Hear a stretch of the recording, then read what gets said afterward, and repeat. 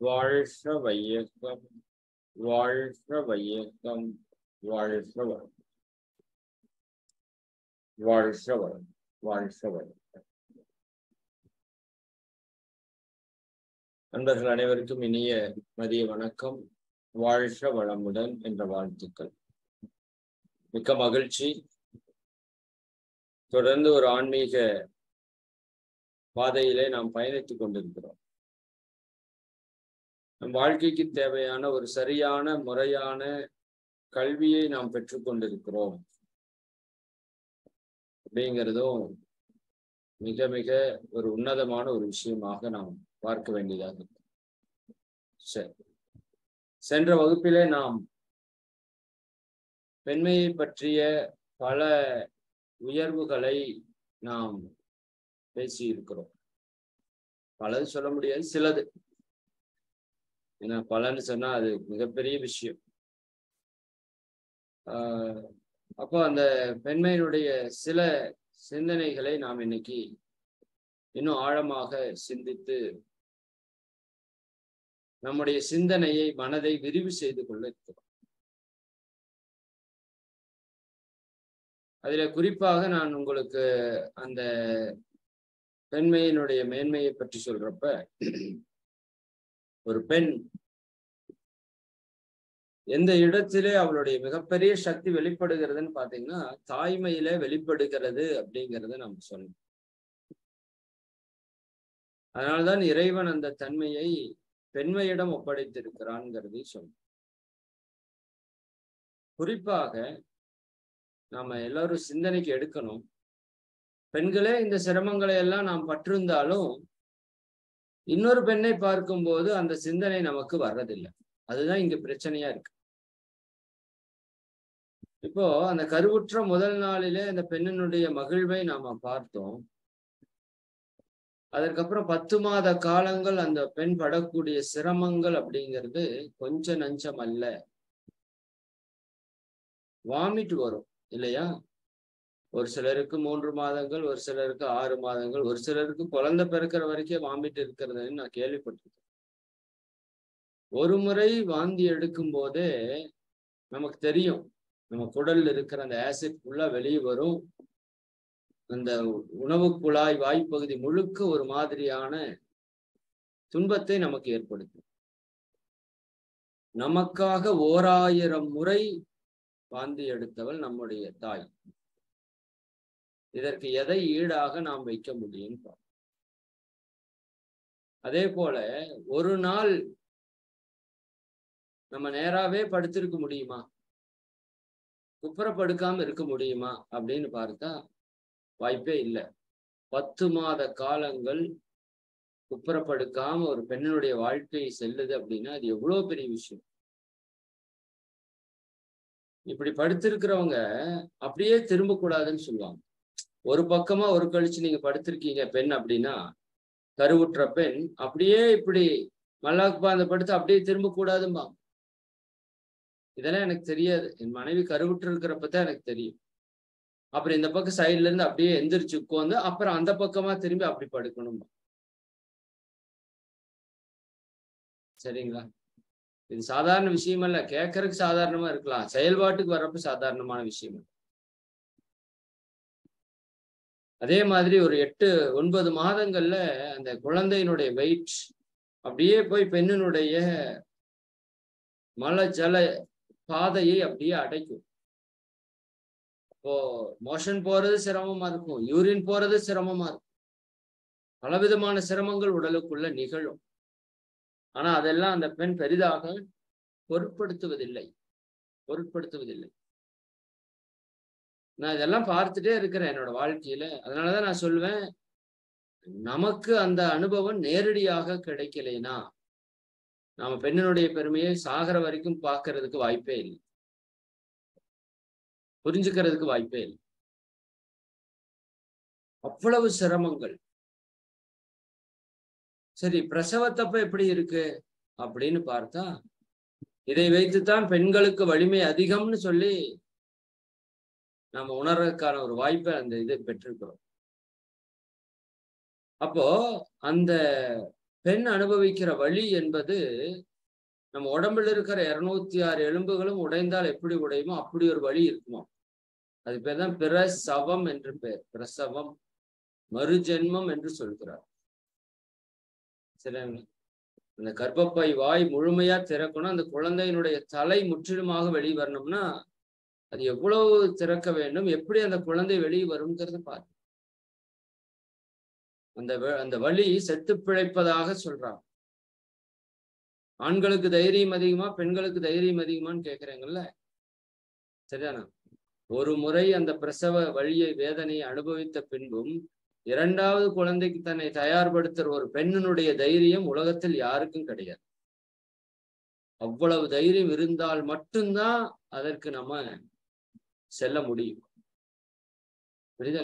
அதையும் தாங்குபவள் தான் அந்த பெண்ணாக இருக்கிறார். இன்னும் ஒரு படி மேல போய் குழந்தைக்கு ஏதாவது கொஞ்சம் சிரமம் ஆகுதுங்க, சில இடத்துல இப்படி சொல்றதை கேள்விப்பட்டிருக்கோம். 2 உசுரை காப்பாத்துறது கஷ்டம் அப்படின்னு ஒரு சூழல் வர்றப்ப அந்த பெண்ணுகிட்ட கேட்கறாங்க, என்னமா பண்ணலாம்? நான் இறந்தாலும் பரவாயில்லை, என் குழந்தை பிறக்கட்டும்னு சொல்றதுதானே பெண்ணினுடைய தன்மையா இருக்கு. அப்படித்தானே சொல்றாங்க. அது நாம இருந்தாலும் அப்படித்தான். அப்ப நமக்காக உயிரையே கொடுக்கக்கூடிய தன்மை எங்க இருக்குதுன்னா அந்த பெண்மையிடம் தான் இருக்கு. அது எவ்வளவு போற்றணும் மதிக்கணுங்கிறத நம்ம உணரணும். இன்னும் தலை கொடி சுத்தி இருக்கு அல்லது பனிக்கூடம் உடைந்து விட்டது, என்னென்னவோ இப்ப கதை சொல்றாங்க. சரிதானுங்களா? அந்த காலத்துல இது எல்லாமே நடந்தது தானே. ஆனா சிசேரியன் இல்லையே. இன்னைக்கு 1000 கதைகள் இருக்கு. கேட்கறாங்க, ஏம்மா நார்மல் டெலிவரி கஷ்டம், சிசேரியன் பண்ணிடலாமா? அந்த பெண் எந்த தயக்கம் இல்லாம பண்ணுங்கன்னு சொல்லு. சிசேரியனா என்ன? சரிதானுங்களா? உடம்ப 2ஆ வளைச்சு முதுகுத்தண்டில் ஒரு ஊசியை குத்துவாங்க. சரியா? லம்பார் பஞ்சுன்னு சொல்லுவாங்க. அந்த ஊசியை குத்துனா அன்னைக்கு குத்தப்பட்ட அந்த வலி அவள் வாழ்நாள் முழுக்க அது இருக்கும் அவ உடம்புல. சரிங்களா? அதனுடைய பக்க விளைவு பலவிதமான துன்பங்களை அந்த பெண்ணுடைய உடலிலே ஏற்படும். இன்னும் வயிற்று அறுக்கிறாங்க, வயிற்று அறுத்து குழந்தையை வெளியெடுக்கிறாங்க. இந்த உலகத்திலே உங்களுக்காக வயிற்றை அறுத்து கொள்ளக்கூடிய பக்குவம் இருக்கிற ஒரே உயிர் நம்மளுடைய அம்மாதான், பெண் தான். வயிற்றை அறுக்கிறப்ப கூட எனக்கு பெரிய தொந்தரவா தெரியல. அனஸ்தீசியா போட்டு வயிற்றை அறுத்து குழந்தை எடுத்து தைச்சு விட்டுறாங்க, ஸ்டிச் பண்ணிடுறாங்க, பின் பண்ணிடுறாங்க. ஆனால் அதிலிருந்து ஒரு 2வது நாள் அந்த பெண் அந்த பெட்டில இருந்து காலடி எடுத்து கீழே வைக்கிறா பாருங்க, அப்ப கூட இருக்கணும். ஒரு ஆண் மகன் அப்ப கூட இருக்கணும். அந்த பெண் படுகிற அந்த துன்பத்தை நீங்க அப்படியே உங்க கண்கள்ல பார்க்கணும். அதுதான் பெண்ணினுடைய பெருமை தெரியும். அது அவ்வளவு கொடுமையான ஒரு விஷயம். இறங்கி போய் பாத்ரூம் போயிட்டு வர்றதுக்குள்ள உயிர் போய் உயிர் வந்து அவ்வளவு வலியும் வேதனையும் தாங்க வேண்டியது. அன்றிலிருந்து அந்த பெண்ணுடைய உடல் நலம் பெரும்பாலும் கெட்டு போயிடுறத பார்க்க. ஆண்கள் பாருங்க அப்படியே இருப்பாங்க, திருமணமாகி எத்தனை ஆண்டுகள் ஆனாலும். பெண்களை பாருங்க, சரிங்களா? அந்த உடலுடைய சக்தி குலைந்து, உயிர் ஆற்றல் குலைந்து, புரியுதுங்க? அந்த வீட்டிற்காகவே தன்னை தியாகம் செய்த பெண் அப்படின்னா அதுல மாற்று கருத்து கிடையாது.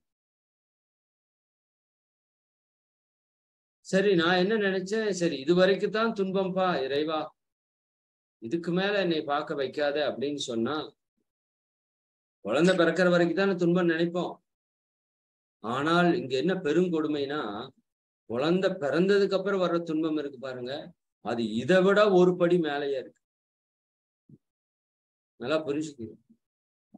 பிறக்கிற வரைக்கும் துன்பம் தான் நம்ம பேசுறோம், அதுதான் பெருசா இருக்குதுங்கிறோம். பிறந்ததுக்கு அப்புறம் வர்ற துன்பம் அதை விட ஒரு படி மேல இருக்கு. இதாவது வயிற்றுக்குள்ள கம்முன்னு இருந்துருச்சு, வெளியே வந்ததுக்கு அப்புறம் எதற்கு அழுகுதுன்னே தெரியாது. நமக்கா பயங்கரமா டென்ஷன் ஆகும், என்னன்னு புரியாது.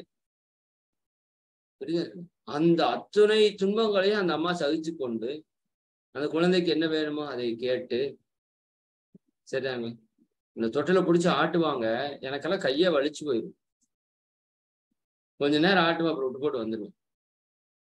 அப்புறம் அவங்க போய் ஆடிட்டு இருப்பாங்க. எத்தனை மணிக்கு தூங்குறான்னு தெரியாது, எத்தனை மணிக்கு அவங்க வந்து படுக்கிறாங்கன்னு தெரியாது. யோசித்து பாருங்க, எத்தனை நாள் நமக்காக உறக்கத்தை கெடுத்திருப்பாரு. சில குழந்தைங்க பகல்ல நல்லா தூங்கும், இரவுல எந்திரிச்சு விளையாடும். இந்த அம்மா இரவுலையும் முழிக்கணும், பகல்லையும் முழிக்கணும். எவ்வளவு கஷ்டம். இப்படிதான் அப்படியே கண் அயர்வாங்க, உடனே வாளுன்னு கத்தும். யூரின் போய் வச்சிருக்கோம், மோஷன் போய் வச்சிருக்கு, ஏதோ ஒன்று பண்ணி வச்சிருக்கோம்.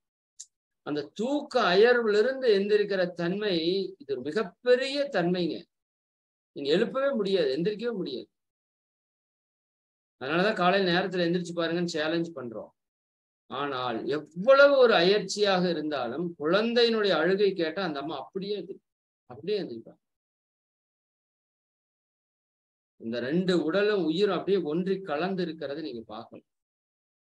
குழந்தை மேல ஏதாவது ஒரு துணியோ ஏதாவது ஒண்ணு விழுந்தா கூட அந்த கை அப்படியே தூக்கத்திலேயே எந்திரிச்சு போய் அந்த கை அதை தள்ளி விட்டுட்டு அப்படியே பார்த்திருக்கிறேன் நான். அப்படி ஒரு உணர்வில அந்த குழந்தையை காக்கக்கூடிய ஒரு சக்தி அந்த பெண்களுக்கு தான் இருக்கு. நீங்க யோசித்து பாருங்க, யாராவது மலத்தை, ஜலத்தை, சிறுநீரை நம்ம ஏதாவது தொடைக்க சொன்னா தொடைப்போமா? எத்தனை கோடி கொடுத்தாலும் செய்ய மாட்டோம் இல்லையா? நம்முடைய மலத்தை, ஜலத்தை எந்த விதமான கூச்ச சுபாவமும் இன்றி 1000 முறை துடைத்து எறிந்தவன். இதுக்கு மேல என்னங்க அவங்களுக்கு சகிப்புத்தன்மைக்கும் தியாகத்திற்கும் எடுத்துக்காட்டா சொல்லணும் இல்லையா? சரிங்க, அதெல்லாம் நான் பாக்குறப்ப ரொம்ப அது இன்னும் இவ்வளவு ஒரு தெய்வீகத்தன்மை எப்படி இறைவனை இவங்க கொடுத்தா அப்படிங்கிறத எனக்கு கேள்வியா வந்துட்டே. நம்மால அதை பண்ண முடியலையே, நம்மால அதை செய்ய முடியலையே. பிறந்ததுக்கு அப்புறம் அந்த குழந்தையை படுத்துற பாடுங்கிறது கொஞ்சம் பாடுதான். கர்ம வினையா இருந்தாலும் இந்த குழந்தையை வளர்த்து எடுப்பதற்குள்ள அந்த அம்மா படுற பாடு சாதாரண விஷயமா இல்லை. அதனாலதான் சொன்னாங்க, தாயிற் சிறந்த கோவிலும் இல்லை. ஒரே அடி அடிச்ச, நெத்தி அடி. தாயிற் சிறந்த கோவிலும் இல்லை. அன்னையும் பிதாவும் முன்னறி தெய்வமும் தான், தெய்வம் தான். இன்னைக்கு அந்த பெண்ணின் பெருமை உணராததால இந்த உலகத்துல எத்தனை பிரச்சனைகளை நாம் சந்தித்துக் கொண்டிருக்கோம். பெண்களே பெண்ணினுடைய பெருமை உணராததுனாலதான் வந்தது இத்தனை ஆசிரமங்கள், பெற்றோர்களுக்கான நல விடுதிகள், முதியோர் காப்பகம். பெண்களுடைய பெருமை உணராததால் வந்ததுதான் முதியோர் காப்பகம். நான் சொல்றேன், நீங்க ஏத்துக்கிறீங்களான்னு பாரு. இது உண்மை, இது உண்மை. அப்ப அந்த பெண்ணினுடைய பெருமையை பெண்ணே உணரலையே. நல்லா புரிஞ்சுக்கோங்க, ஒரு ஆணினுடைய தன்மை வேற. ஆண் எதற்கெடுத்தாலும் டென்ஷன் ஆகும். ஒரு எடுத்த காரியத்தை முடிக்கிற சக்தி அவனுக்கு பெரிதாக இருக்காது. உதாசீனப்படுத்திட்டு வந்துருவான், விட்டுட்டு வந்துருவான். புரியுதுங்க? ஆனா ஒரு பெண்மை அப்படி அல்ல. அந்த இடத்திலே நின்று முழுமையாக அதை சரி கட்டி அதை கொண்டு வரக்கூடிய சக்தி அந்த பெண்ணுக்கு இருக்கு. அதனாலதான் பெண்ணிற்கு பேர், பல பெயர்களை பெண்ணிற்கு வச்சாங்க. இல்லாள் அப்படின்னா இல்லத்தை ஆள்பவள்னு பேரு. மனைவினா மனைக்கு விளக்கு என்று பெயர். விளக்கு எப்படி ஒரு ஒளியை கொடுத்து எல்லாவற்றையும் நமக்கு காண்பிக்கிறதோ, அதனாலதான் பெண்கள் உள்ள வர்றப்ப விளக்கேற்றுதல் அப்படின்னு.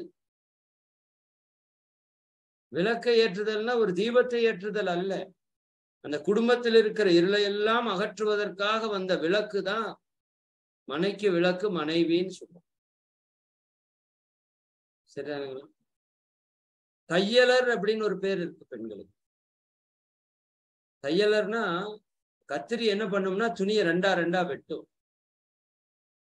ஊசி தையல் இயந்திரம் என்ன பண்ணும்னா ரெண்டையும் ஒன்னா சேர்க்கும். அப்ப பிரிந்ததையெல்லாம் சேர்க்கக்கூடிய தன்மை தான் பெண்மையினுடைய தன்மை. இப்ப பல இடங்களை சேர்ந்ததையெல்லாம் பிரிக்கக்கூடிய தன்மையாக மாறி நிற்கிறது. நான் பெண்களுடைய பெருமையை பத்தி பேசல, பெண்மையினுடைய பெருமையை பத்தி பேசுறேன். இது இருந்தாதான் அவர்கள் பெண், அதுதான் அவர்களுடைய சிறப்புன்னு சொல்றேன் நான். தையலர் எல்லாவற்றையும் இணைப்பவர்கள். ஒரு நூலிலே பல விதமான மலர்கள் இணைவது போல ஒரு பெண்ணினுடைய சக்தி சரியாக இருந்தால் அந்த உறவுகள் எல்லாத்தையும் இணைத்து அவளால் கொண்டு போக முடியும்னு சொல்ல. நேரிழையாள் அப்படின்னு ஒரு பேர் இருக்கு திருப்பாவையில. நேரிழையாள் அப்படின்னு பெண்களுக்கு ஒரு சிறப்பு பெயர் இருக்கு. அதாவது நெசவுல உங்களுக்கு தெரியும், நேரிழைன்னு ஒண்ணு இருக்கும், ஊடுலைன்னு ஒண்ணு இருக்கும். நேரிழையில இருந்துதான் அந்த ஊடுலை பாய்ந்து பாய்ந்து பாய்ந்து அது ஒரு ஆடையாக மலர்ச்சி பெறும். இந்த நேரிழை சரியா இல்லாட்டி அங்க ஆடை தயாராகும். புரியுதுங்க?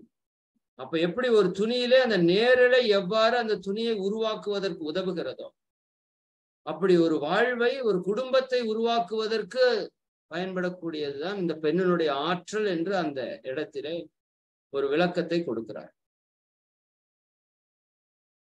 அப்ப இவ்வளவு நம்ம வாழ்க்கைக்காக இவ்வளவு தியாகம், தன்னுடைய ரத்தத்தையே பாலாக மாற்றி கொடுக்கிறாள் என்று பேசுகிறோம், பார்க்கிறோம். அந்த தாயை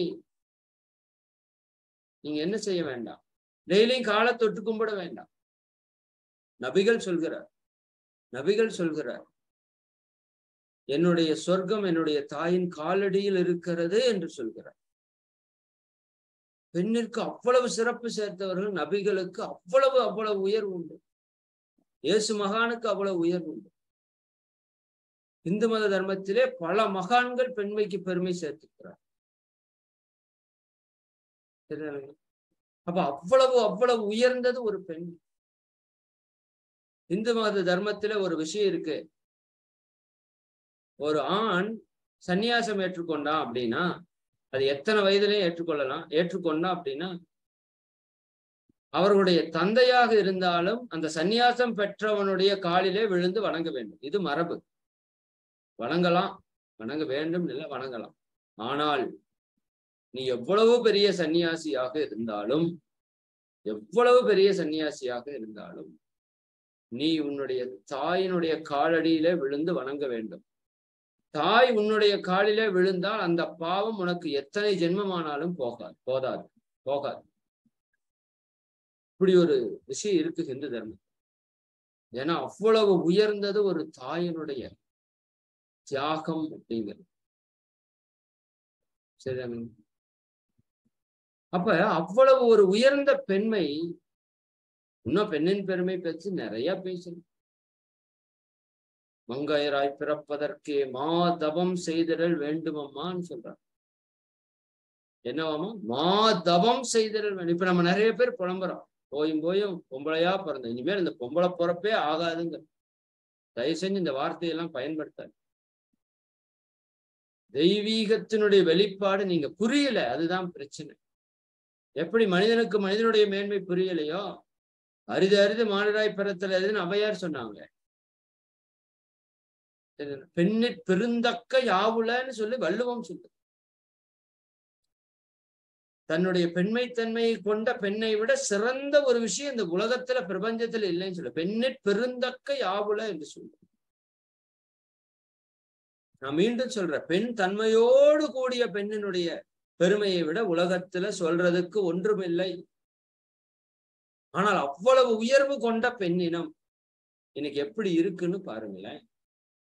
ஆணுக்கு பெண்கள் நாங்கள் நிகர் என்று சொல்லிக்கொண்டு ஆண்கள் செய்யக்கூடிய தவறுகளை எல்லாம் பெண்கள் செய்வதற்கு எடுத்துக்கொள்றோமே, இதுதான் பெண்ணிற்கு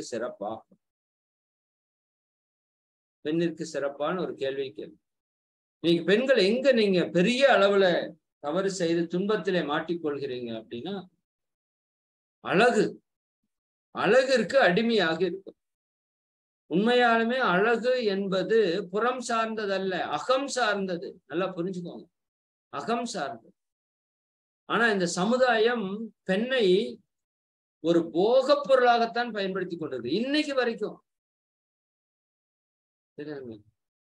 ராணா டிஎம்டி முறுக்கு கம்பிகள் விளம்பரத்துக்கும் நமீதாக்கு என்ன சம்பந்தம்னு எனக்கு தெரியல. அவங்கதான் வர்றாங்க விற்கிறதுக்கு. இதுதான் கொடுமை. அரைகுறை ஆடைகளை போட்டுக்கொண்டு இந்த பல துறைகளில இந்த பெண்களுடைய நிலைப்பாட்டை பாருங்க. யாரு பெண்ணை கேவலப்படுத்த?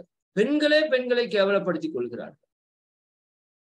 ஆண்கள் இதுக்கு அடிப்படை காரணமா இருந்தாலும் பெண்ணை இடம் கொடுக்கலைன்னா எப்படி இந்த தவறு நடக்கும்? ஒரு போகப் பொருளாக, போதைப் பொருளாக பெண்ணினத்தை பயன்படுது. எல்லா விளம்பரத்திலையும் பெண்கள் தான் அரைகுறை ஆடையோடு. என்ன ஒரு சமுதாயம் இது? அந்த டைரக்டர் கேட்கிற, அவங்க அம்மாவை அப்படி ஆட வைப்பாரா? அவருடைய மனைவி அப்படி ஆட வைப்பாரா? அவருடைய பெண் குழந்தை அப்படி அரைகுறை ஆடையோட ஆட வைப்பாரா? யோசித்து பாருங்க. யாரோ ஒரு பெண் அப்படித்தானே பணத்திற்காக எவ்வளவு ஒரு துரோகம் பெண்ணினத்துக்கு நடந்து கொண்டிருக்கிறது. இந்த அறியாமையில பெண்ணினமே சிக்கி இருக்கிறது. நாங்க நடிக்க மாட்டோம்னு முடிவு பண்ணுங்க. பணத்திற்காக ஏன் உடலை விற்கக்கூடிய ஒரு தன்மை ஏன் இந்த உலகத்துல வருது? அப்ப பெண்மணியுடைய பெருமை பெண்களுக்கு தெரியல. புரியுதல்? அப்ப அந்த அலங்கார மோகம் மகிழ்ச்சி சொல்றாங்க. தன்னை அழகாக வெளிப்படுத்தி கொள்ளணும் அப்படிங்கிறது. ஏங்க இயற்கையிலேயே பெண்ணினம் அழகுதான். நல்லா புரிஞ்சுக்கோங்க. மனித இனத்திலே ஆணை விட பெண்ணினம் அழகு. இது இயற்கைக்கே ஒரு புறமான ஒரு செயல். ஏன்னா இயற்கையில பாத்தீங்கன்னா எல்லாமே ஆணினம் தான் அழகா இருக்கு. சிங்கத்தை எடுத்தீங்கன்னா சிங்கத்துக்கு தான் பிடரி இருக்கும், அது அழகாக இருக்கும். யானை எடுத்தீங்கன்னா யானைக்கு தந்தம் இருக்கும், அது அழகாக இருக்கும். மயிலை எடுத்தீங்கன்னா மயிலுக்கு, ஆண் மயிலுக்கு தோகை இருக்கு, அது அழகாக இருக்கும். இயற்கையில எல்லாமே ஆணினம் தான் அழகு. ஆனால் மனித இனத்திலே பெண்ணினம் தான் பேரழகு. இதுல மாற்று கருத்து இல்லை. இது நீங்க யாருகிட்டையும் போய் நிரூபிக்க வேண்டிய அவசியம் இல்லை. புரியுது? அப்ப அந்த அலங்கார மோகம் அப்படின்னு இருக்கிறது பாருங்க, அது பெண்ணினத்தினுடைய மிகப்பெரிய ஒரு சாபமாக இருக்கு. சாபம். நான் இதை பத்தி முதல்ல நான் நிறைய பேசியிருக்கேன். இந்த அலங்கார பொருட்களால் ஏற்படக்கூடிய பலவிதமான துன்பங்கள் என்ன. போன வாரம் ஒரு அம்மாட்ட நான் இந்த ஐப்ரோ எடுக்கிறத பத்தி அவங்க கூப்பிட்டு எனக்கு சொன்னாங்க. ஐப்ரோ எடுக்கிறதால சார் அங்க இருக்கிற வர்ம புள்ளிகளுக்கும் கர்ப்பப்பைக்கும் சம்பந்தம் இருக்கு. ஐப்ரோ எடுத்தீங்க அப்படின்னா கர்ப்பப்பை வீக் ஆயிரும், இந்த கருமுட்டை சரியா ஃபார்ம் ஆகாது, குழந்தை பிறக்காதுன்னு சொல்றாங்க. என்ன பண்றது? இத பத்தி யாருக்கு தெரியும் அவேர்னஸ்? கையில மெகந்தி போட்டு ஒரு பெண்ணை கையே வெட்டி எடுக்கிறாங்க, அது அலர்ஜி ஆகி. லிப்ஸ்டிக் போட்டீங்கன்னா அது நேரடியா உங்க மண்ணீரலை போய் தாக்கும். நெயில் பாலிஷ் போட்டீங்கன்னா ரத்தம், அது நகை கண்ணுன்னு சொல்றீங்க, அப்படியே ரத்தத்திலே அந்த விஷம் ஊடுருவும், அந்த கெமிக்கல் ஊடுருவும், ரத்தம் கெட்டு போயிடும், உடலிலே பலவிதமான சரும நோய்களை உண்டாக்கும். டை அடிக்காதீங்கிற அந்த டை அப்படியே நேரடியாக உங்க மூளையிலையும் ரத்தத்திலையும் பாதித்து பலவிதமான நோய்களை உண்டு பண்ணும். கண்டதெல்லாம் எடுத்து முகத்திலையும் உடல்லையும் பூசிக்கொண்டு என்ன இது கொடுமையா இருக்கு. நீங்க அலங்காரம் பண்றீங்கன்னா இறைவனை கேவலப்படுத்துகிறீர்கள் என்று அர்த்தம். நான் அடிக்கடி சொல்லுவேன். சரிதானே? நீங்கள் அலங்காரம் செய்கிறீர்கள் என்றால் இறைவன் ஒரு விஷயத்தை உங்களுக்கு கொடுத்துட்டான், அது சரியில்லைப்பா இறைவா நீ கொடுத்தது சரியில்லை, நான் இதை இன்னும் நான் சரிப்படுத்திக்கிறேன்னு சொல்றீங்கன்னு அர்த்தம். அழகு புறத்தில் அல்ல. மகிழ்ச்சி சொல்லுவாங்க, இப்படி கவர்ச்சியா வர்றீங்கன்னா பாக்குறவங்களோட மனசு என்ன சொல்லும்? என்ன சொல்லும்? யோசித்து பாருங்க, சிந்தனைக்கு எடுத்துக்கொள்ளும். கட்டிய கணவனுக்கு முன்னாலே நம்ம எப்படி இருக்கிறோம், மற்றவர்களுக்கு முன்னாடி நம்ம எப்படி செல்கிறோம்னு பாருங்க. வீட்டுக்காரர் சாயங்காலம் வேலையை விட்டு வர்றாரு, அவருதான் உங்க வாழ்க்கைக்கு எல்லாமே செய்து கொடுக்கிறார். அவருக்கு முன்னாடி நீங்க எப்படி இருக்கீங்கன்னு பாருங்க. நான் உங்ககிட்டயே விட்டுறேன். வெளியில யாரோ 4 பேர் பார்க்கணுங்கிற போற இடத்துல அந்த இடத்துல அவ்வளவு அலங்காரங்கள் அங்க தேவையே கிடையாது. அங்க தேவையே கிடையாது. புரியுது? ஒரு முறை கட்டிய சேலையை மறுமுறை கட்டுவதில்லை. ஒவ்வொன்றுக்கும் ஒரு மேட்சிங். இதெல்லாம் பெண்ணினத்தை திட்டமிட்டு வீழ்த்தக்கூடிய ஒரு சதி. உங்களோட மூளைய அழகுங்கிற ஒண்ணுக்குள்ளேயே அப்படியே அடிமைப்படுத்திட்டாங்க. நீங்கள் அதை நம்பிட்டீங்க. ஐஸ்வர்யா ராய்க்கு உலக அழகி பட்டம் கொடுத்ததே ஒரு மிகப்பெரிய மோசடின்னு ஒருத்தர் சொன்னார் என்கிட்ட. இந்தியாவில் அதிகப்படியான பெண்கள் இருக்காங்க, 50 கோடி பெண்கள் இருக்காங்க. அந்த நாட்டில் இருக்கிற ஒரு பெண்ணை பிடித்து முன்னிலைப்படுத்தினீங்கன்னா இந்த கம்பெனி நல்லா விற்கும்னா. வியாபார பொருள், போகப் பொருள் பெண்ணினம். இன்னைக்கு அதான் நடக்குது. 7 நாட்களில் முகம் வெள்ளைனா எல்லாரும் வாங்கி கிரும தடவிக்கிறோம். எல்லாம் சொறி பிடிச்சதுதான் மிச்சம். சொறி சரங்கு வந்ததுதான் மிச்சம். நம்ம இயற்கையிலே இறைவனுடைய படைப்பிலேயே அழகுதானே. இதுல என்னத்தை போய் உங்களுக்கு டவுட் வரணும்? கண்ட பவுடர் வாங்கி போட்டு முகத்தில் இருக்கிற ஓட்டையெல்லாம் அடைச்சு வேற துளையெல்லாம் அழைச்சு அதுல பல நோய்கள். அப்ப அந்த அலங்கார மோகம் என்பது பெண்களுக்கு இருக்கிற மிகப்பெரிய ஒரு நோய். உண்மையாலுமே அழகு என்பது உள்ளிருந்து வரணும், உள்ள தன்மையில் இருக்கணும், செயல் இருக்கணும் அழகு. எத்தனை பெண்கள் வெற்றியாளர்களா வந்திருக்கிறாங்க. அன்னை தெரசா அழகு இல்லையா? ஐஸ்வர்யா ராய் போட்டோவையும் அன்னை தெரசா போட்டாவையும் வச்சு பாருங்க. அன்னை தெரசா போட்டா எத்தனை மணி நேரம் பார்த்தாலும் சலிக்காது. ஐஸ்வர்யா ராய் போட்டா சீக்கிரம் சலிச்சு போயிடும். ஏன்னா இது செயல், அன்பினுடைய வெளிப்பாடு. அன்னை சாரதா தேவி எடுத்துக்கொள்ளுங்க, காரைக்கால் அம்மையார் எடுத்துக்கொள்ளுங்க, ஔவையார் எடுத்துக்கொள்ளுங்க. இன்னும் எத்தனை எத்தனை பெண்கள் இந்த காலத்துல சாதித்து கொண்டிருக்கிறார். சைக்கிள் ஓட்டுற ஒரு கூலி தொழிலாளியுடைய மகள் கலெக்டர் ஆகிறா, IAS IPSல பாஸ் ஆகும். எவ்வளவு பெரிய சக்தி உங்களுக்குள்ள இருக்குது. அதை கொண்டு போய் இந்த சாதாரண அலங்காரத்துக்குள்ள போய் மாட்டிக்கிறீங்களே. ரெண்டாவது பற்று. பெண்களுக்கு இருக்கிற மிகப்பெரிய பிரச்சனை பற்று. என்னுடையதுன்னு பற்றி கொள்கிறீர்கள். சரிங்களா? அந்த பற்று உங்களுக்கு இருக்கிற மிகப்பெரிய ஒரு பிரச்சனை. அதாவது அந்த பற்று இருக்கிறதாலதான் நீங்க குழந்தையை வளர்த்துறீங்கிறது ஒரு பக்கம் இருந்தாலும் அந்த பற்றை நீங்கள் முடிந்தவரை விடுவித்துக் கொள்ள வேண்டும் ஒரு குறிப்பிட்ட காலத்துக்கு பிறகு.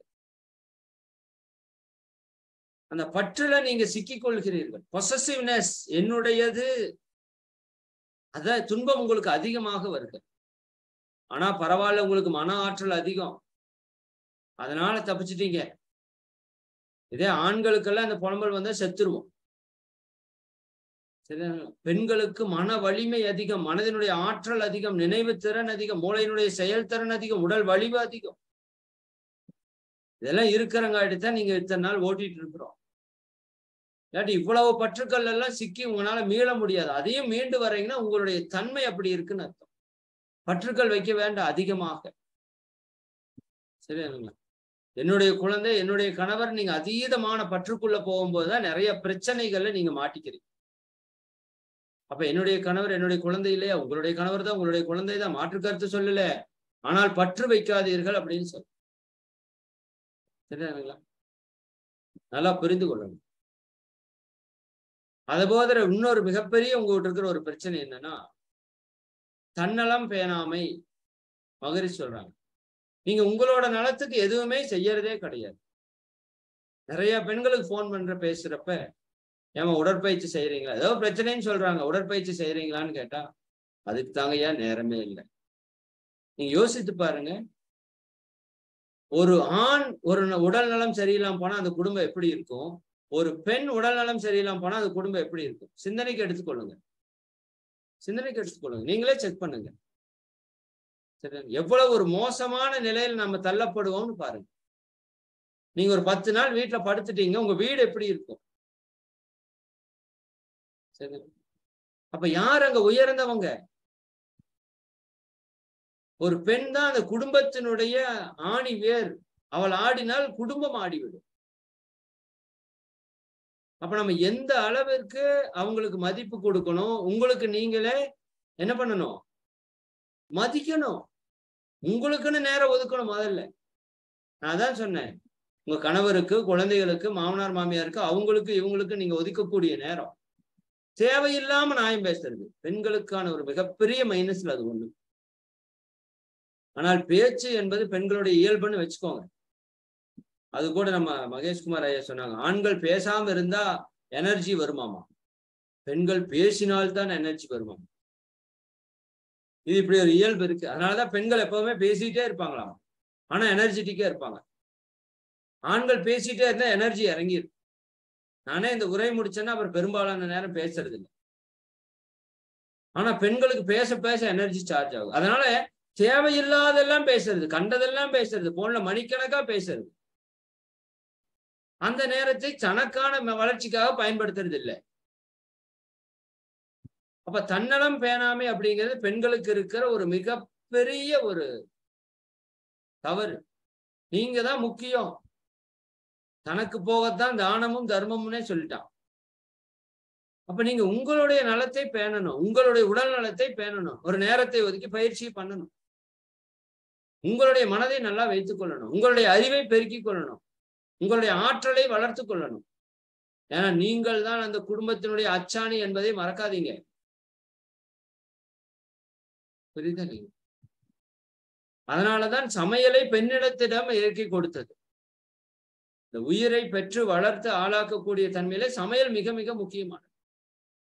அதனாலதான் உங்களுக்கு கூந்தலை நீட்டமா வளர்க்க சொன்னாங்க. ஏன்னா முடியினுடைய நுனிப்பகுதி பிரபஞ்ச சக்தியை ஈர்க்கக்கூடிய தன்மை கொண்டது.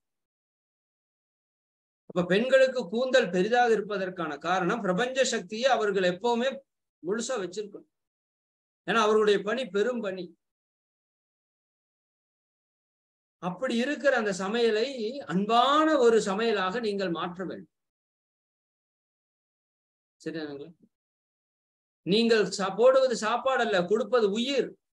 நீங்க போடுற சாப்பாடு தான் அங்க போய் அவங்க உடம்புல ரசமா, ரத்தமா, சதையா, கொழுப்பா, எலும்பா, மச்சையா, வித்து சக்தியா, உயிராட்டலா, மனமாக, எனர்ஜியா எல்லாமே மாறுது. அப்ப அந்த உணவை நீங்க எந்த அளவுக்கு தெய்வீகமாக கொடுக்கிறீர்களோ அந்த அளவுக்கு அந்த குடும்பத்திலே அன்பும் கருணையும் மலர்ச்சி. ஆனா எரிந்து விழுந்து கொண்டு கரிச்சு கொட்டிட்டு அந்த சமையலை நீங்க பண்ணீங்கன்னா அந்த குடும்பத்துல யாருக்கு உடல் நலம் கிடைக்காது, மன நிம்மதி இருக்காது. அப்ப அந்த உணவு என்பது சாதம் அல்ல, அது பிரசாதம். அப்ப அதை கொடுக்கிற தன்மை, நீங்க போய் தனியா தான தர்மம் பண்ண வேண்டாம் பெண்கள். நீங்க குடும்பத்துல இருக்க 4 பேருக்கு பண்றதே யாசகம் தான், தானம் தான், தர்மம் தான்.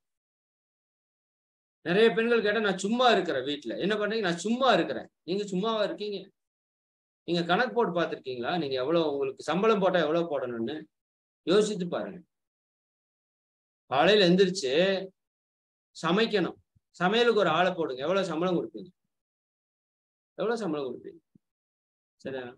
குழந்தைகளை குளிப்பாட்டி ரெடி பண்ணி ஸ்கூலுக்கு அனுப்பணும், குழந்தைகள் வந்தா பராமரிக்கணும், ஒரு ஆள் போட்டா எவ்வளவு சம்பளம் கொடுப்பீங்க? யோசித்து பாருங்க. வீட்டை கூட்டி துடைக்கணும், ஒரு ஆள் போடுங்க கிளீனிங்க்கு, எவ்வளவு சம்பளம் கொடுப்பீங்க? பாத்திரங்கள் எல்லாம் கழுவணும், துணிகள் அனைத்தையும் துவைக்கணும், பாத்ரூம் முதல் கொண்டு கழுவி விடணும். புரியுதா? அயன் போட்டு வைக்கிறாங்க நிறைய பெண்கள் இன்னைக்கு. எவ்வளவு சம்பளம் கொடுப்பீங்க? வீட்டுக்கு பாதுகாவல் அவங்க தான், செக்யூரிட்டி அவங்க தான். செக்யூரிட்டிக்கு எவ்வளவு சம்பளம் கொடுப்பீங்க? இதுல நம்ம பிரச்சனையெல்லாம் வேற மண்டையில வாங்கி அதை கம்முன்னு எடுத்துக்கிட்டு நம்மளைய அனுசரிச்சு போகணும், அதுக்கு எவ்வளவு சம்பளம் கொடுப்பீங்க? சரிதானுங்களா? ஒரு பெண் இல்லாத வீடு எப்படி இருக்குன்னு பாருங்களேன். அதான் சொல்லுவாங்க, ஒரு கட்டிடம் வீடாவது பெண்ணாலே. அது வெறும் கட்டிடம். ஒரு 10 நாள் அந்த வீட்டுல அந்த பெண் இல்லாம அந்த வீட்டை விட்டு பாருங்களேன், அந்த வீடு எப்படி இருக்கும்? குப்பை கிடங்க மாதிரி இருக்கும். எந்த இடத்துல எந்த துணி கிடக்குதுன்னு தெரியாது, எந்த பொருள் எங்க கிடக்குதுன்னு தெரியாது. புரியுதா? நீங்க அப்ப நீங்க ஏன் உங்களுக்கு முக்கியத்துவம் கொடுக்க மாட்டேங்கிறீங்கிறத எனக்கு இன்னைக்கு வரைக்கும் புரியும். முதல்ல உங்களுக்கு முக்கியத்துவம் கொடுங்க. புரியுதா? இப்ப நீங்க நல்லா இருந்தா தான் அந்த குடும்பம் நல்லா இருக்குன்னு நல்லா புரிஞ்சுக்கோ. அதனாலதான் பெண்கள் பின் தூங்கி முன்னெழுவாள் பத்தினின்னு சொல்லுவாங்க. எல்லாரும் தூங்க வச்சுட்டு அவ பின்னாடி தூங்குவா, எல்லாரும் எந்திரிக்கிறதுக்கு முன்னாடி அவ எந்திரிச்சுக்குவா. ஏன்னா அவதான் சக்தி வடிவம், சக்தி வடிவம். அப்ப அதிகாலையில் எழுந்து நம்ம பாட்டி என்ன பண்ணாங்க? நேரத்துல இருந்து அதிகாலையில இருந்து பச்சை நீரிலே குளித்து அதுக்கு முன்னாடி முன்னாடி வாசலை கூட்டி தண்ணீர் தெளித்து கோலம் போடுவாங்க. அரிசி மாவு கோலம் போடுவாங்க. நீங்க வேணா வாய்ப்பு இருந்தா பயன்படுத்துங்க. இன்னைக்கு அந்த கல்ச்சர் எல்லாம் போச்சு. சரிங்களா? குனிந்து கோலம் போட்ட வரைக்கும் பெண்களுக்கு பெரிதாக நோயே வரல. இதெல்லாம் வேலைகள். இன்னைக்கு வேலையே நிறுத்திட்டோம். கோல பொடி வாங்கி போடுறீங்க. அரிசி மாவு கோலம் என்பது மிகப்பெரிய புண்ணிய செயல். அங்க இருக்கிற எறும்புகளுக்கும் பறவைகளுக்கும் அது ஒரு உணவு, அது ஒரு புண்ணியம், அது ஒரு தானம். ஆயிரக்கணக்கான உயிர்களுக்கு நீங்க தானம் பண்ணிடலாம் அரிசி மாவு கோலம் போடுறதுல. கோலம் போடுறப்ப அதுக்குள்ள பெரிய சயின்ஸே இருக்கு. பெண்கள் செய்யற எல்லா விஷயத்துக்குள்ளேயும் சயின்ஸ் இருக்கு. கோலத்தை போட்டுட்டு வந்துட்டு பின்னாடி போய் பச்சை தண்ணீர்ல குளிச்சுட்டு வந்து அவங்க வேலையை ஆரம்பிக்கணும். அதனால நான் விளையாட்டா சொல்லுவேன், இது முன்னாடியே சொல்லியிருப்பேன். காலையில அந்த கதவை திறக்கிறப்ப நீங்க வீட்டுக்கு முன்னாடி 2 பேர் நிப்பாங்களாமா. ஸ்ரீதேவி அவங்க அக்கா பேர் தெரியுமில்ல, மூதேவி. 2 பேருமே நிப்பாங்களாமா. நீங்க கதவை திறக்கும் போது, உங்க வாசலை திறக்கும் போது 2 பேருமே முன்னாடி நிப்பாங்களாம். ஸ்ரீதேவி என்பது பிரபஞ்சத்தினுடைய அபரிமிதமான தெய்வீக சக்தி, மூதேவி என்பது தீய சக்தி. 2மே நிக்குமா. கதவை திறந்து பாக்குறப்ப நீங்க யார் மாதிரி இருக்கிறீங்களோ அந்த சக்தி உங்களோட இணைந்து கொள்ளுமாம்.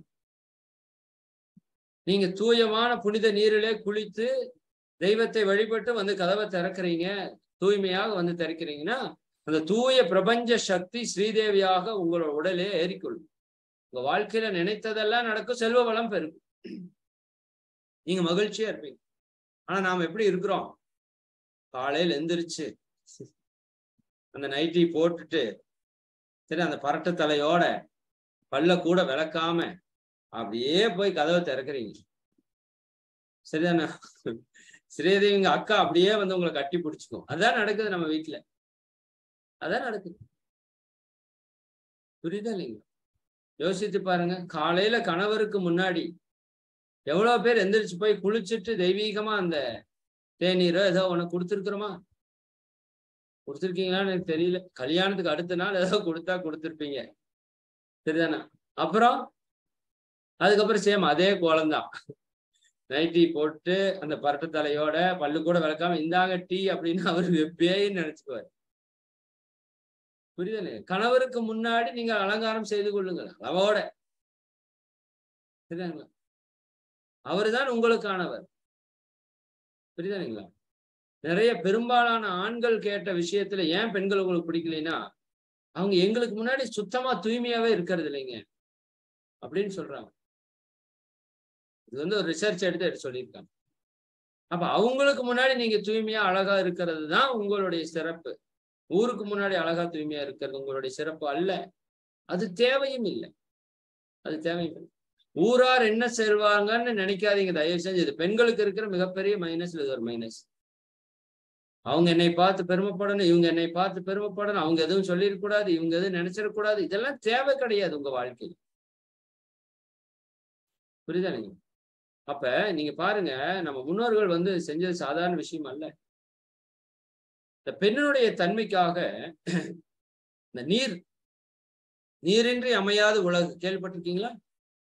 அதை ஒருத்தர் மாத்தி சொல்றாரு, பெண்ணின்றி அமையாது உலகு. இந்த நதியே நதியே காதல் நதியே நீயும் பெண்தானேன்னு ஒரு பாட்டு ரிதம் படத்துல வரும். அந்த பாட்டு கேளுங்க.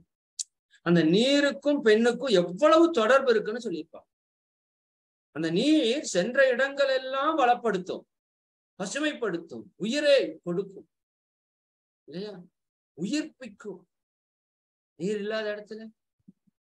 அப்ப அந்த ஆற்று நீர் ஓடுற பகுதி எல்லாம் பாசனம், எல்லாமே விளைச்சல், சந்தோஷம், மகிழ்ச்சி, ஆனந்தம், பசுமை.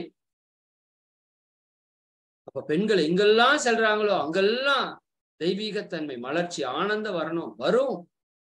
அதுதான் பெண்மை.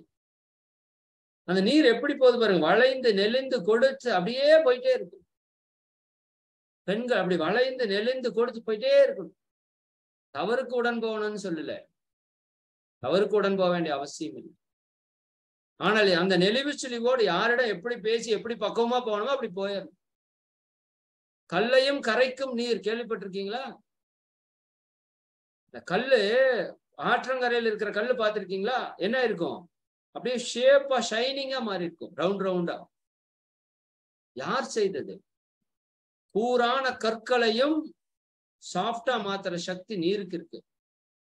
நீருக்கு இருக்கு. புரியுதா இல்லைங்க? அப்ப எப்பேற்பட்ட கரடு முரடான நபர்களையும் சாஃப்டான நபரா மாத்துற சக்தி பெண்களுக்கு இருக்குன்னு அர்த்தம். இப்படி பல்வேறு விதமான உண்மைகள் நீருக்கும் பெண்களுக்கும் ஒற்றுக்கா பிறந்தனால எல்லா நதிகளுக்கும் பெண்ணுடைய பேர் வச்சான். கங்கைனா, யமுனைனா, கோதாவரினா, சரஸ்வதினா. ஏன்? பெண்மை அவ்வளவு உயர்ந்தது. அதெல்லாம் விடுங்க. நாம பேசுற மொழி தந்தை மொழின்னு கேள்விப்பட்டிருக்கீங்களா? தாய்மொழி. அப்ப நம்ம சமுதாய பெண்களுக்கு எவ்வளவு உயர்வு கொடுத்திருக்குன்னு பாருங்க. நாம் பேசுகிற மொழி தாய்மொழி, மதர் டங். நாம் வாழுகிற நாடு தாய் நாடு. இப்ப தாய் வழி சமுதாயம் தான் நம்ம. பெண்கள் தான் மிகப்பெரிய சக்தியை இருந்திருக்கிறாங்க முற்காலத்திலே. ஒரு சுயம்வரத்திலே 100 ஆண்கள் வந்தா தேர்வு செய்யக்கூடிய சக்தி அளவுக்கு பெண்கள் இருந்திருக்கிறாங்க. எவ்வளவு பெரிய விஷயம். ஒரு போரையே நிறுத்தக்கூடிய சக்தி ஒரு பெண்ணிற்கு இருந்திருக்குது. பெண்ணுடைய குணம், பெண்மை பொறுமையின் சின்னம்னு சொல்றாங்க. இன்னைக்கு பொறுமையே இருக்கிற மாதிரி தெரியலையே. அதனாலதான் பூமா தேவி என்று பூமா தேவன்னு சொல்லல. நிலத்தை பூமிக்கு இணையாக பெண்களை சொன்னாங்களே. அகழ்வாரை தாங்கும் நிலம் போல தம்மை இகழ்வார் பொறுத்தல் தரைன்னு வள்ளுவர் சொல்ற. அந்த பூமிக்கு நிகராக இருப்பது பெண்கள். பூமா தேவி அப்படின்னு சொல்றோமே. அப்ப எவ்வளவு பொறுமையினுடைய சின்னமாக நாம் இருக்கணும். சரி. அப்ப இவ்வளவு ஒரு சிறந்த ஒரு பெண்ணினம். ஒவ்வொரு ஆணினுடைய வெற்றிக்கு பின்னாலும் ஒரு பெண் இருக்கிறார். யாராலையும் மறுக்க முடியாது. யாராலையும் மறுக்க முடியாது. 1000 உதாரணங்கள் உங்களுக்கு சொல்லலாம். விவேகானந்தர் வீரத்துறவி உருவாக்கியது அவர்களுடைய தாயார் புவனேஸ்வரி அம்மையார். சரிதானுங்களா? வீர சிவாஜி, அவங்க அம்மா இல்லாட்டி வீர சிவாஜி கிடையாது. சரிதானுங்களா? தாமஸ் ஆல்வா எடிசன், அவங்க அம்மா இல்லாட்டி தாமஸ் ஆல்வா எடிசன் கிடையாது. சரியா? தாமஸ் ஆல்வா எடிசன் படிப்பே வரல. ஸ்கூல்ல இருந்து ஒரு லெட்டர் கொடுத்து துரத்தி விட்டுட்டாங்க அவரை. லெட்டர் கொண்டாந்து அவங்க அம்மாட்ட கொடுக்குறாரு. லெட்டர் எழுதியிருக்கு, உங்கள் பையனுக்கு அறிவே இல்லை, அவனுக்கு படிப்பே வராது, அவனை வீட்டிலேயே வைத்துக் கொள்ளுங்கன்னு எழுதி. அந்த அம்மா சொல்றாங்க, தம்பி உனக்கு அறிவு ரொம்ப இருக்குதாமா, இந்த கல்வியில இந்த ஸ்கூல்ல உனக்கு சொல்லிக் கொடுக்க முடியாதாமா, நீ இன்னும் மேல்நிலை படிப்பு படிக்கணுமாமா, நீ வீட்டுல இருந்தா நிறைய புத்தகங்களை வச்சு படிச்சு நீ உயர்ந்தவனா வரணும்னு ஆசிரியர் வாழ்த்து எழுதியிருக்காரு அப்படின்னு சொல்லி அந்த லெட்டரை கொண்டு போய் கொடுத்துட்டாங்க. அவருக்கு ஒரே பெருமிதம், நாம தான் சிறந்தவன். சரியாங்களா? படிப்பு வராத முட்டாள்னு எழுதின அந்த கடிதத்தை அந்த அம்மையார் மாத்தி சொன்னாங்க, அவர் தான் உலகத்திற்கே இவ்வளவு பொருளை உற்பத்தி பண்ணி கொடுத்தார். கடைசி காலத்துல அந்த லெட்டரை போய் எடுத்து அவர் பாக்குறாரு, அவரோட வாழ்க்கை வரலாற்றுல பதிகிறார். இப்படி ஒரு கடிதத்தை எனக்கு அப்ப தெரிவிச்சிருந்தா நான் இல்லாம போயிருப்பேனே, என்னுடைய அம்மா எவ்வளவு உயர்ந்தவங்களும் இருக்காங்க. சரியாங்க? அப்ப எவ்வளவு விஷயம் அந்த பெண்களுக்குள்ள சிறப்பு இருக்குது. அப்படி போற்றக்கூடிய ஒரு பெண்ணினமாக இந்த பெண்ணினம் இருக்கணும். கற்பு நெறி ரொம்ப ரொம்ப முக்கியம்னு மகிழ்ச்சி சொல்றாங்க. கற்பு நெறி மிக மிக முக்கியம். சரியா? மகிழ்ச்சி சொல்லுவாங்க, கற்பதனை காப்பாற்ற இருபாலருக்கும் கடமை பொதுவே எனினும், கடமை பொதுவே எனினும் தவறிவிட்டால் அற்புதமாம் இயற்கையதன் ஆட்சி மேன்மை ஆணை விட்டு பெண்ணுக்கே சின்னம் வைக்கும். இயற்கை என்ன பண்ணுவாமா, இந்த பெண் அவ்வளவு தூய்மையா இருக்கணுங்கிறங்காட்டி தான் அந்த பெண்ணிடத்துல அந்த பண்பை அது வச்சிருக்கு. சரியாங்களா? அற்புதமாம் இயற்கையதன் ஆட்சி மேன்மை ஆணை விட்டு பெண்மைக்கே சின்னம் வைக்கும். சற்புத்திரன் போல் அவன் உலாவ. தப்பு பண்ணவன் ஆண் எப்படி இருப்பான், அவன் ஏதோ தெய்வ பிறவி மாதிரி சுத்திட்டு இருப்பான். சற்புத்திரன் போல் உலாவ சமூகத்தால் அவள் தூற்றப்படுவாள். ஆகவே நற்பண்பாம் கற்புயர்வை அறிவின் மேலாய் நாடுகின்றார் அறிவில் உயர் பெண்கள் எல்லாம். கற்பு மிக மிக அவசியம். ஆண் பெண் இருவருக்கும் அவசியம், பெண்மைக்கு ஒரு படி மேல அவசியம். இதை பற்றி எத்தனையோ கதைகளை நம்ம இனம் கொடுத்திருக்குது, இந்த சமுதாயம் கொடுத்திருக்கு. இந்த ஆணினுடைய வலிமை பெண்ணுடைய வலிமை பற்றி பேசணும். நான் ஒண்ணு சொல்லாம விட்டுட்டேன்னு நினைக்கிறேன். இந்த ஆணினுடைய வலிமை பெண்ணுடைய வலிமையில ஒரு கேஸ் வந்தது. இந்த கேஸ் என்ன சொல்லுச்சுன்னா, ஒரு பெண்ணும் ஆணும் டிராவல் பண்றாங்க, ஒரு ஆக்சிடென்ட் ஆயிடுச்சு, 2 பேரும் டெத்து. இப்ப அந்த கணவர்கிட்ட இருக்கிற சொத்து யாருக்கு போகணும்? 2 பேருக்கும் குழந்தை இல்லை. யாருக்கு அந்த சொத்து போகணும்? கணவன் வீட்டாருக்கு போகணுமா, மனைவி வீட்டாருக்கு போகணுமா? இது நடந்த கேஸ், நடந்த சம்பவம். சரிதானே? அப்ப அந்த தீர்ப்பு வந்து எப்படி வருதுன்னா, பெண் வீட்டாருக்கு போகணும்னு வருது. எப்படி சாத்தியம்னா, அந்த அந்த மருத்துவர் வந்து பதிவு பண்றாரு, ஒரு ஆணின் ஒரு பெண்ணின் 2 பேருக்கு ஒரு அடி விழுகிறப்ப யாரோட உயிர் முதல்ல பிரியும்னா ஆணினுடைய உயிர் தான் முதல்ல பிரியும். ஏன்னா பெண்களுக்கு வலியை தாங்கக்கூடிய சக்தி அதிகம். அதை வைத்து அந்த கேஸ்ல அவர் சொல்லி, இந்த 2 பேர் ஆக்சிடென்டா இறந்திருக்காங்க, முதல்ல ஆண் தான் இறந்திருப்பார், 2வது தான் அந்த பெண் இறந்திருப்பாங்க. அப்ப முதல் ஆண் இறந்த உடனேயே அடுத்த சனம் அந்த சொத்து அந்த பெண்ணுக்கு போயிருக்கும். அந்த பெண் இறந்த உடனே அது பெண்ணினுடைய குடும்பத்திற்கு போன கேஸ் பதிவாயிருக்கு. நான் சும்மா விளையாட்டுக்கு சொல்லல. அதை வைத்துதான் பெண்களுக்கு அந்த வலியை தாங்கக்கூடிய சக்தி அதிகம்னு சொல்றாங்க. சரிங்களா? நல்லா தயவு செஞ்சு புரிஞ்சுக்கோங்க. ஒரு இல்லம் மகிழ்ச்சியாக இருக்கணும்னா ஒரு பெண்ணாலதான் முடியும். பெண்ணிற்கு பல திறமைகள் இருக்கு. இன்னைக்கு இன்டர்வியூ போற இடத்துல பாருங்க, அந்த பெண்கள் வந்து அவங்க கொடுக்கிற அந்த அந்த அந்த ஒரு விஷயம், அவங்க மல்டி டேலண்ட் இல்ல, அவங்க அடிச்சுக்கவே முடியாது. புரியுதா இல்லைங்களா? நிறைய இன்டர்வியூல மேக்சிமம் செலக்ட் ஆகுறது வந்து பெண்கள் தான். மேக்சிமம் செலக்ட் ஆகுறது பெண்கள் தான். ஏன்னா அவங்களோட பிரெயின் கெப்பாசிட்டி அப்படி இருக்கும், அவங்களோட ஆட்டிடியூட் அப்படி இருக்கும். அதே மாதிரி இந்த சர்வைவல் ஆஃப் த ஃபிட்டஸ்ட் அப்படின்னு சொல்லுவாங்க. இந்த சூழலுக்கு தகுந்த மாதிரி அவங்களால மாத்திக்க முடியும். ஆண்களால் அப்படி மாத்திக்க முடியாது. உதாரணத்துக்கு காதலை கூட எடுத்துக்கோங்களேன். காதல தோல்வியுற்று யாராவது ஒரு பெண்மணி கோட்டர் கடைக்கு போறதா அது இதை நீங்க பார்த்திருக்கீங்களா? அப்படி அவங்க இருக்கவே மாட்டாங்க. புரியுதா இல்லைங்களா? அவங்க அந்த சூழலுக்கு தகுந்த மாதிரி தன்னை மாத்திக்குவாங்க. இதை வந்து தப்பா நம்ம ப்ரொமோட் பண்றோம், தாடி வளர்த்த பெண் இல்லை அப்படி இப்படின்னு. அப்படி கிடையாது. இயற்கையில வந்து அந்த சூழலுக்கு தகுந்த மாதிரி நம்ம மாறணும். அப்பதான் நம்ம இங்க வாழ முடியும். அப்ப அந்த தன்மை பெண்களுக்கு இயல்புலயே இருக்கு. அவங்க இருக்கிறத அட்ஜஸ்ட் பண்ணிட்டு போயிடுவாங்க. ஆண்களுக்கு அப்படி கிடையாது, அவங்களால அட்ஜஸ்ட் பண்ண முடியாது. பெண்ணு பாருங்க அப்படியே தேவதை மாதிரி இருப்பாங்க, ஆண் கருங்குரங்கு மாதிரி இருப்பாரு. நிறைய திருமணங்கள் நீங்க பார்க்கலாம். அந்த பெண்ணுக்கு அதை பத்தி ஒரு பெரிய விஷயமாவே இருக்காது. சரிதானா? அவங்க இயல்பா அவரோட மெர்ஜாய் போயிட்டே இருப்பாங்க. அவங்க அன்பை தான் பார்ப்பாங்க, அழகை பார்க்க மாட்டாங்கன்னு சொல்றாங்க. அப்ப இருக்கிற வாழ்க்கையோட இணைஞ்சு போற அளவுக்கான சக்தி பெண்களுக்கு அதிகம். அதே மாதிரி பெண்கள்கிட்ட இருக்கிற ஒரு பெரிய சிறப்பு என்னன்னா, தனக்குள்ள எதையும் பெருசா வச்சுக்க மாட்டாங்க, அப்படியே கொட்டிடுவாங்க. அது எங்க கொட்டணும்னு பார்த்து கொட்டணும், தேவையில்லாம கொட்டக்கூடாது. அழுகை அப்படின்னு ஒரு சக்தி இருக்குல்ல, அது ஆண்களுக்கு கிடையாது. அப்ப நம்ம எல்லாம் உள்ள தேக்கி தேக்கி தேக்கி தேக்கி வச்சு ஒரு நாள் வெடிச்சு போயிடும். அதான் அட்டாக் வர்றது. இன்னைக்கு வரைக்குமே உலகத்துல ஹார்ட் அட்டாக் அதிகமா வந்து சாகிறது ஆண்கள் தான், பெண்கள் அல்ல. பெண்கள் அல்ல. வெள்ளச்சீலக்கார ஆயாவத்தான் நீங்க பார்த்திருப்பீங்க நிறைய. வீட்டுக்காரர் முன்னாடி போனவர். புரியுதா இல்லைங்களா? அந்த அம்மா இருக்கும் 90 வயசு 100 வயசு வரைக்கும். அந்த ஐயா சீக்கிரம் போயிடுவார். ஏன்னா அதுதான் அவரோட கெப்பாசிட்டி. உள்ள எல்லாத்தையும் அப்படியே அவங்க வெளி கொண்டு வந்துருவாங்க. அதனாலதான் சொல்லுவாங்க, ஒரு ஆண்கிட்ட கொடுக்கறது அவனுக்கு மட்டும் கொடுக்கறது, ஒரு பெண்கிட்ட கொடுக்கறது அந்த குடும்பத்துக்கு சமுதாயத்துக்கே கொடுக்கறது. புரியுதா இல்லைங்களா? அப்ப பெண்களுக்கு கெட்ட பழக்கங்கள் எதுவுமே கிடையாது. இன்னைக்கு வந்துட்டு இருக்கு, அது ரொம்ப கஷ்டமான ஒரு விஷயமா தான் இருக்கு. கெட்ட பழக்கங்கள் கிடையாது. அதனாலயே வேலையில அவங்களுக்கு முன்னுரிமை கொடுக்குறாங்க. கெட்ட பழக்கம் கிடையாது.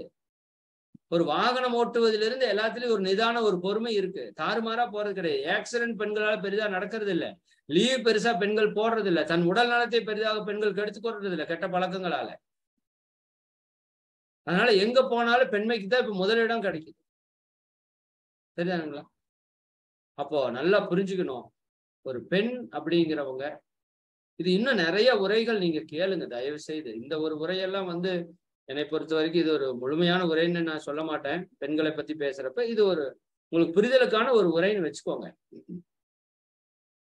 ஆனால் பெண்ணினத்தை பத்தி பெண்களும் ஆண்களும் இன்னும் நீங்க நிறைய தெரிந்து கொள்ளணும். பெண்ணின் பெருமை புத்தகம் எழுதியிருக்காங்க. சரியாங்க. பெண்களை பற்றி நிறைய நிறைய விஷயங்களை பேசியிருக்கிறாங்க. கலியமூர்த்தி ஐயா அவர்கள் IPS அவரோட உரைகள் எல்லாம் கேளுங்க. பெண்ணோட யூடியூப்ல கேளுங்க. அப்படியே புல் அரிச்சிடும். அப்படியே நம்ம என்னடா இந்த பெண்ணினத்தை இப்படி வச்சிருக்கிறோமேன்னு தோணும். அப்ப பெண்மையை எந்த அளவுக்கு நம்ம உயர்வாக வைத்திருக்கிறோமோ அந்த அளவுக்கு இந்த வாழ்க்கை சிறக்கும். சரிங்களா? அது பெண்ணினமும் அதை உணரணும், ஆணினமும் அதை உணரணும். இதுதான் மகரிஷி அவங்களோட மிக முக்கியமான தீர்க்க தரிசனமான ஒரு பார்வை. எந்த ஒரு இல்லத்திலே பெண் மகிழ்ச்சியாக இருக்கிறார்களோ அந்த இல்லம் மகிழ்ச்சியாக இருக்கு. இப்ப உலகத்துல நிறைய நாடுகளை பெண்கள் ஆண்டு கொண்டு இருக்கிறாங்க. அந்த நாடுகள் எல்லாம் மகிழ்ச்சி பட்டியல முதல் இடத்துல இருக்குதுன்னு ஒரு சர்வே சொல்லுது. சும்மா நினைக்காதீங்க. பெண்கள் இப்ப உலகத்துல 10 நாடுகள்ல என்னவோ பெண்கள் ஆட்சி பண்றாங்க. அந்த நாடுகள் மிகச்சிறந்த வளர்ச்சியிலையும் மகிழ்ச்சியிலையும் இருக்கிறதாக சர்வே சொல்லுது. பெண்களால் எதையும் சாதிக்க முடியாது, எல்லாத்தையும் சாதிக்க முடியும். சரிங்களா? அப்ப அவ்வளவு ஒரு உயர்ந்த பெண்மையை நம்ம போற்றும் போது நிச்சயமாக நம் வீடும் நம் நாடும் இந்த உலகமும் மகிழ்ச்சியாக இருக்கும் அப்படிங்கிறத புரிஞ்சுக்கிட்டு பெண்களும் ஆண்களும் பெண்ணுடைய பெருமையை புரிந்து அவர்களுக்கான ஒரு வசதி வாய்ப்புகளை கொடுத்து பொருளாதாரத்தை பெருக்கிறதுல கூட நீங்க வரணுங்கிறோம். பெண்கள் வரணும், பொருளாதாரத்திலே நீங்களும் வரணும். ஏன்னா அப்பதான் உங்களுக்கு அந்த பயம் இருக்காது. இந்த மாமியார் மருமகள் கொடுமை எங்க நடக்குதுன்னா, ஒரு மாமியார் தான் சுயமாக சம்பாதிக்கிறவங்களா இருந்தாங்கன்னு வச்சுக்கோங்க, அந்த மருமகளை ஒன்னும் டார்ச்சர் எல்லாம் பண்றது இல்லை. நான் பார்த்த வரைக்கும் மருமக தனியா போகணும்னு சொல்றாரு, அதுக்கு முன்னாடி மாமியாரே அனுப்பிச்சுடுறதே நீ தனியா போய்க்கோ. ஏன்னா அவங்க செல்ஃப் கான்பிடென்ட் வந்துருச்சு. இன்னைக்கு பெண்கள் கல்வியில உயர்ந்து வந்துட்டு இருக்காங்க, நிறைய சம்பாதிக்கிறாங்க, நல்லதுதான். புரியுதா இல்லைங்களா? ஆனால் பெண்மையை இழந்திராதீர்கள், அதைத்தான் நான் சொல்றேன். பெண்கள் படிங்க, நல்லா சம்பாதிங்க, ஆனால் உங்களுக்குள்ள இருக்கிற பெண் தன்மையை இழந்து விடாதீர்கள். கெட்ட பழக்க வழக்கங்களுக்கு அடிமையாகிற பெண்களை பார்க்கிறோம். அரைகுறை ஆடையை உடுத்தி கொண்டிருக்கிற பெண்களை பார்க்கிறோம். அலங்கார மோகத்திலே சிக்கி கொண்டிருக்கிற பெண்களை பார்க்கிறோம். இதெல்லாம் மிகப்பெரிய ஒரு தவறான செய்தி. கண்ணகையும் சீதையும் நம்முடைய ரோல் மாடலா இருந்த கால உலகம் இது. இந்த இடத்துல மாறக்கூடாது. சரிதானுங்களா? அப்ப அந்த விதத்திலே பெண்மையை நம்ம எந்த அளவுக்கு உயர்வாக வைக்கிறோமோ அந்த அளவுக்கு இந்த உலகம் அமைதியாக இருக்கும், மகிழ்ச்சியா இருக்கும் என்பதை புரிந்து கொண்டு அந்த பெண்ணினத்தை போற்றுவோம் என்று கூறி இந்த சிந்தனையை நிறைவு செய்கிறோம். அனைவரும் அருட்பேராற்றல் கருணையினால் உடல் நலம், நீலாயுள், நிறை செல்வம், உயர் புகழ், மெய்ஞானமோ, இறை உணர்வு, அறநெறி, கல்வி, தனம், தானியம், இளமை, வலிவு, துணிவு, நன்மக்கட்பேர், அறிவுயர்ந்தோர் நட்பு, அன்புடைமை, அகத்தவம், அழகு, புகழ், மனித மதிப்புணர்ந்து ஒழுகும் பண்பு, பொறையுடைமை எனும் பேர் 16 பெற்று பெருவாழ்வு வாழ்க. வாழ்க வளமுடன், வாழ்க வளமுடன், வாழ்க வாழ்க வளமுடன். நண்பர்களே, அடுத்த வகுப்பு ஒரு மிக மிக முக்கியமான ஒரு வகுப்பு. ஆக்சுவலா அந்த சிந்தனை நான் இன்னைக்கே துவங்கி இருக்கணும்.